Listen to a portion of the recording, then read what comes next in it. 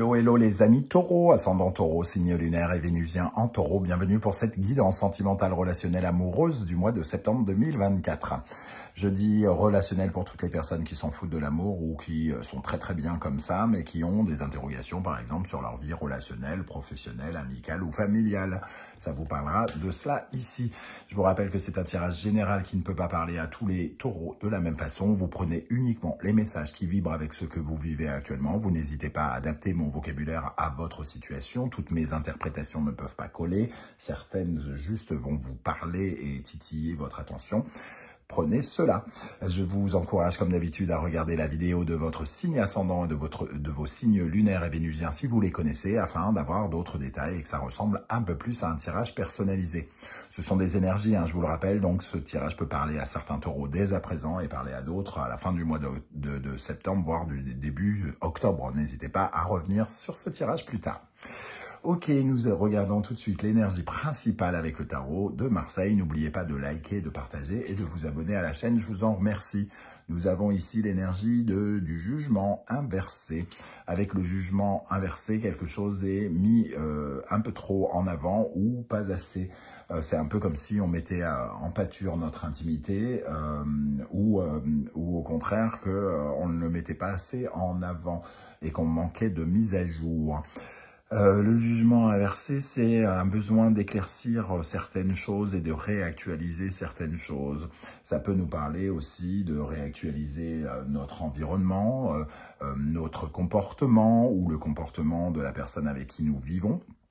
Il y a besoin d'éclaircir des choses parce que finalement des comportements, des habitudes, des schémas répétitifs par exemple ne sont pas forcément les bienvenus.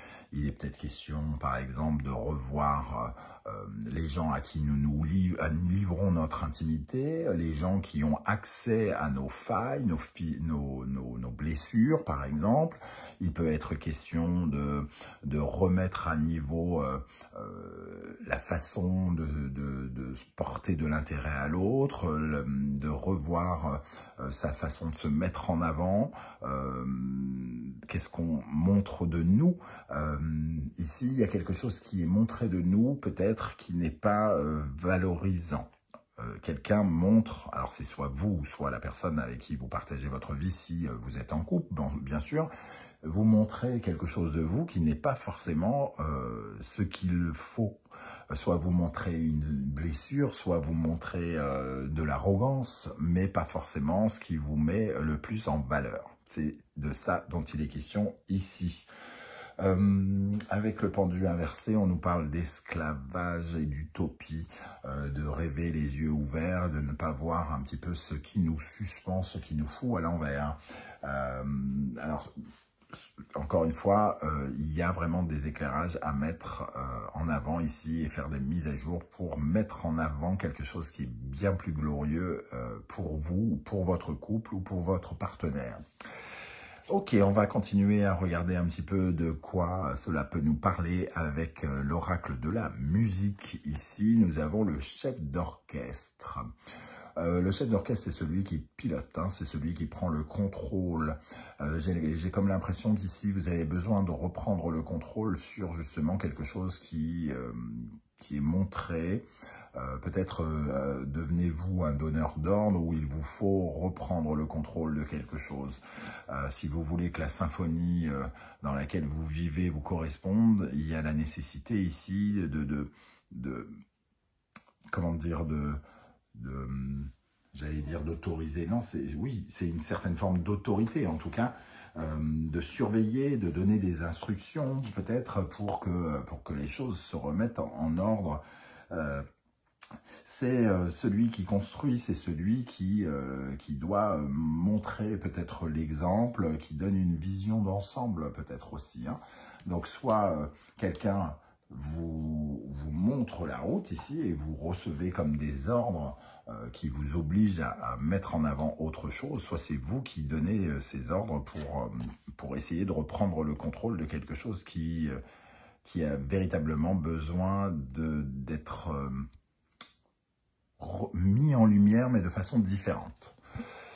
La musique folk, la musique de nos racines, de notre famille, de notre foyer, hein, ça représente la traversée vers l'or, toutes les racines américaines, comment l'Amérique s'est construite, hein, la musique folk, et elle nous parle de notre parcours, de notre expérience, de notre famille.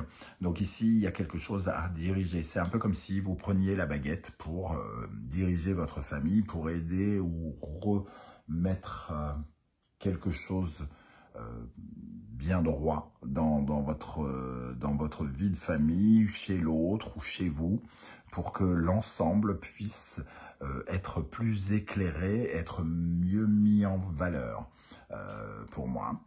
Là, il y a aussi peut-être la gestion de certaines blessures, de certains schémas familiaux qui vous emportent, qui emportent quelqu'un dans votre famille, vous ou quelqu'un d'autre, plutôt vers le bas, qui demande à explorer des zones sombres, entre guillemets, du passé. Mais ici, il y a quelqu'un qui tient la baguette pour essayer justement comment dire, de solidifier, de stabiliser quelque chose qui nuit à votre vie de famille ou votre vie amoureuse d'une manière ou d'une autre. On va regarder avec l'oracle du soleil levant d'autres énergies. Je vous rappelle que vous pouvez retrouver les références des tarots et oracles que j'utilise dans la barre d'infos. Vous trouverez également les différents liens des guidances que je vous propose. Quelle est par exemple la bonne surprise qui vous attend en septembre? Quels sont les messages que vos guides cherchent à vous transmettre? Ou encore une guidance générale pour découvrir les énergies qui vous accompagneront à la rentrée. De quoi passer un petit moment en ma compagnie. Alors ici, avec l'oracle du soleil levant, nous allons regarder un petit peu quelle est l'énergie qui vous aide, qui vous favorise, qui peut vous soutenir, sur laquelle vous pouvez vous appuyer, les amis taureaux, pour mettre à jour certaines choses, ou pour mettre en lumière les choses différemment dans votre vie amoureuse ou de votre vie de couple. Qu'est-ce qui vous aide dans le domaine sentimental, relationnel, amoureux? Ici, alors, ce qui vous aide, c'est avec la pagode. La pagode, c'est une certaine forme d'introspection, une certaine forme de solitude recherchée. Hein, c'est une protection, c'est la bulle ici. Se sentir, se mettre à l'écart dans une bulle pour se sauvegarder quelque chose. Parce que dans la pagode, il y a toujours des restes, on conserve finalement des reliques. Et les reliques, c'est quelque chose de notre patrimoine qui est précieux, que l'on défend, que l'on surveille, que l'on protège. Et ici, ce qui vous aide, c'est de vouloir protéger votre intimité, votre bulle, votre cocon, votre intégrité peut-être pour certains. Par rapport à une image que vous donnez de vous ou que quelqu'un donne de lui et qui crée de l'instabilité et qui met finalement vos fondations en danger. Donc ici, vous avez besoin de protéger cela comme des reliques. Qu'est-ce qui vous aide? Une attitude de discussion, une attitude d'ouverture. Avec la femme, on parle d'ouverture, hein, on parle de communication, on parle de faire évoluer les choses, de les améliorer par la pensée, par l'imaginaire, par le fait d'en discuter, par exemple. Qu'est-ce qui, au contraire, vous nuit, vous ralentit, vous freine? Sur quoi vous êtes amené à travailler, les amis taureaux, dans le domaine sentimental, relationnel, amoureux, pour les taureaux, ascendant taureau, signe lunaire et vénusien en taureau, bien sûr. Hein. Le sanctuaire. On parlait d'intimité et c'est vraiment quelque chose d'intime ici. C'est une vision de... C'est un peu comme si vous exposiez une blessure, hein, pour le coup, qui se voit, quelque chose de sombre, qui ne vous met pas dans le calme, dans la stabilité. Ce sanctuaire, c'est montrer un peu, j'allais dire glauquement, ses entrailles. C'est montrer une partie de soi qui perd un peu la raison, qui nous fait suivre une mauvaise étoile aussi, quelque part. Donc, il est question de retrouver son chemin ou de remontrer son chemin à quelqu'un. Une deuxième carte peut-être pour savoir ce qui vous nuit et comment vous pourriez rééquilibrer certaines choses. Le chien Hachiko.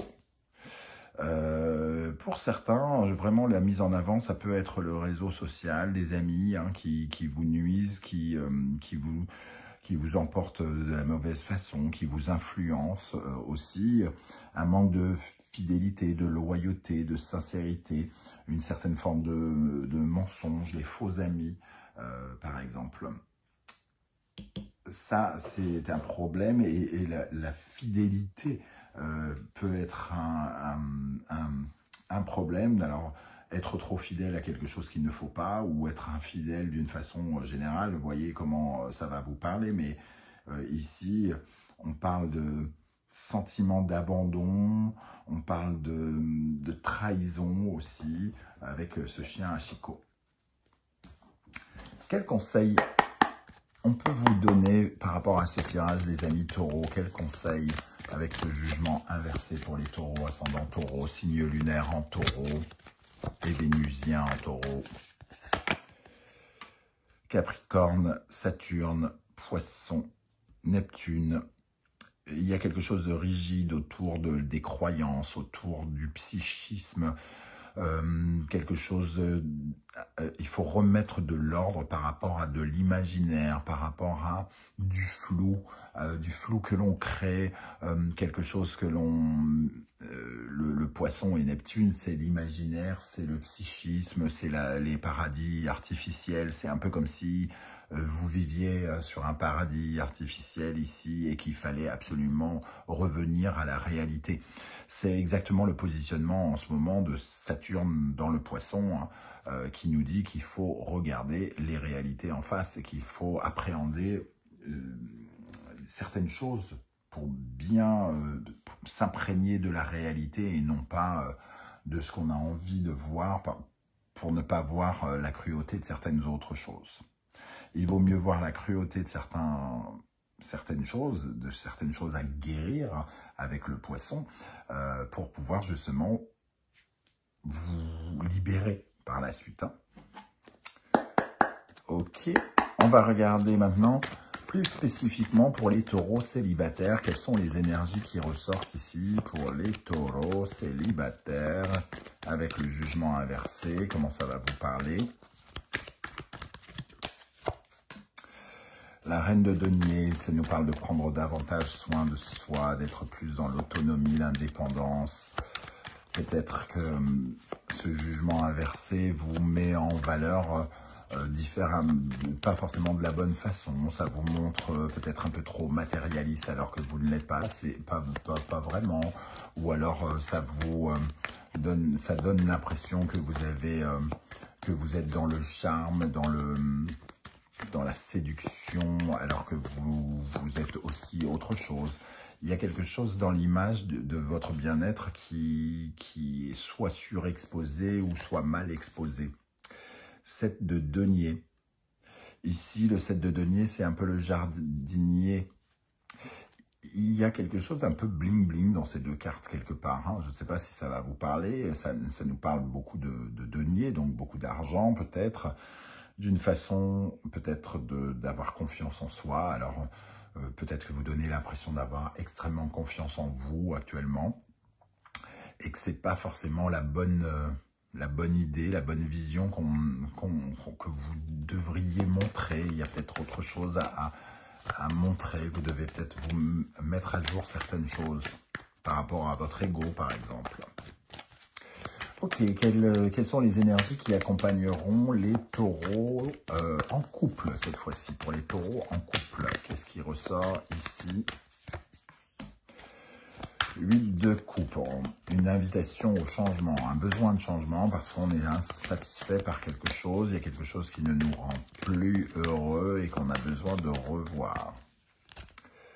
Et le 10 de denier. Le 10 de denier, c'est le confort, la sécurité de la famille. Hein. Donc, il y a quelque chose qui met en danger peut-être la sécurité de la famille, qui est très insatisfaisant et qui fait douter un petit peu soit des sentiments, soit du positionnement affectif. Et il y a une recherche ici de confort et de sécurité à ramener dans le foyer. Cavalier de coupe, il y a quelque chose de très hypersensible ici, il y a une quête d'émotion, d'hypersensibilité, il y a un besoin de faire un cadeau peut-être à l'autre, de lui montrer son amour ou d'aller à la recherche de son amour. Voilà, voyez comment ça vous parle les amis taureaux. Moi, ça m'a parlé comme ceci. J'espère que vous serez nombreux à venir commenter juste en dessous de cette vidéo. Ceux qui ne souhaitent pas étaler leur vie sur YouTube, vous le savez, vous pouvez laisser un simple coucou, un émoticône de votre choix. Ce sera déjà bien sympathique de votre part. Merci à toutes les personnes qui prennent le temps de liker, de partager, de s'abonner, de commenter. C'est super sympa. Merci également à ceux qui ont fait l'acquisition de mes 2 oracles. Ce soutien me va droit au cœur. On se retrouve très vite pour une nouvelle guidance, cette fois-ci professionnelle, vie quotidienne. En attendant, prenez bien soin de vous les amis taureaux. Merci d'être là et très bel été à vous. Ciao, ciao.